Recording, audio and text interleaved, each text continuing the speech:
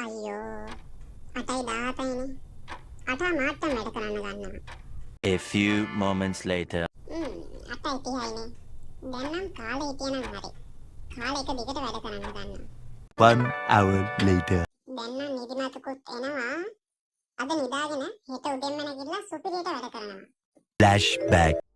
ඉතින් මේ විදිහේ වැඩ කල් දාන එක ඔයාට විතරක් නෙවෙයි මේ ලෝකේ ඉන්න 95% දෙනාටම හිතනවා.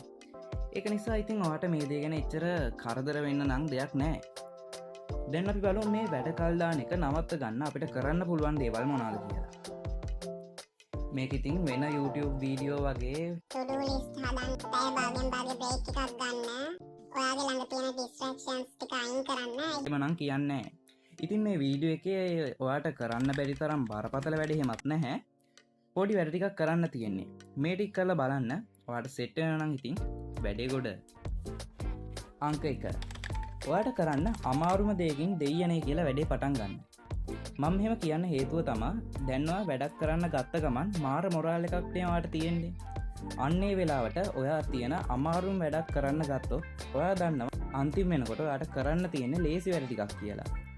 එතකොට ඉතින් ඔයාට පොඩි සතුටකුත් එනවා මට තව පොඩි වැඩ කොටසයින් කරන්න තියෙන කියලා. නැත්තම් ඉතින් ඔයා ඉස්සෙල්ලම ලේසි වැඩ ටික කරන්න ගත්තොත් අන්තිම වෙනකොට අර අමාරු වැඩ ටික මතක් වෙනකොට දැන් ඉතින් කරන්න තියෙන ලේසි වැඩ ටිකක් කරන්න බෑ. ඒ තරම් කලකිරෙනවා.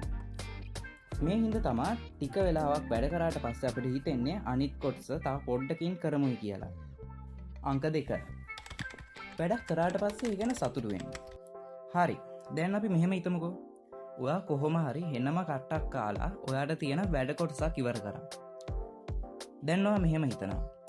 අම්බෝ ඇති අන්තම් එක කරදරයක් නම් ඉවරයි කියලා. පොඩි දෙයක් කියන්නද? මෙහෙම හිතුවොත් නම් සදා අනාතයි. මෙහෙම හිතලා වැඩක් ඉවර කරාට පස්සේ ඔයාට ආයෙත් ඒ වැඩේ කරන්න හිතෙන්නේ නැහැ. මොකද ඔයා ඒ වැඩේ දකින්නේ ඔයාට තියෙන ලොකු කරදරයක් විදිහට. එහෙම නෙවෙයි. අපි පොඩ්ඩක් මෙහෙම හිතමු. වැඩක් කරලා ඉවරුණාම ඔයාට පොඩ්ඩක් මෙහෙම හිතුවනම් මරුනේ මේ වැඩේ කරලත් ඉවරුණා. දැන් නම් මාර සතුටක් දැනෙන්නේ. මෙහෙම හිතුවනම් මේ වැඩ ආයෙත් ඔයාට කරන්න හිතෙනවා. ආයෙත් පස්සට කල් දාන්න නම් හිතෙන්නේ නැහැ. අංක 3. වැඩක් කරනකොට ඒ වැඩේ සතුටින් කරන්න. මේ ගැන නම් ඉතින් වැඩි කියන්න දෙයක්වත් නැහැ. මොකද මේක කෙනාගෙන් කෙනාට සාපේක්ෂයි. එක උදාහරණයක් කියන්නම්. එකිනෙට පුළුවන් නම් සින්දුවක් අහහා ගානක් හදන්න ඒක කරන්න. තව කෙනෙක්ට පුළුවන් නම් සින්දුවක් කිය වැඩක් කරන්න ඒත් කමක් නැහැ. මේ දේවල් කෙනාගෙන් කෙනාට වෙනස් වෙන නිසා ඔයාට ගැළපෙන දෙයක් try කරලා බලන්න. ඉතින් මේ මං කිව්ව ටිප්ස් 3 try කරලා බලන්න. ඔයාට මෙතනින් වැඩිපුරම හිතට ඇල්ලුවේ පළවෙනි ටිප් එකද දෙවෙනි ටිප් එකද එහෙම නැත්නම් තුන්වෙනි ටිප් එකද කියලා කමෙන්ට් එකකුත් දාගෙන යන්න.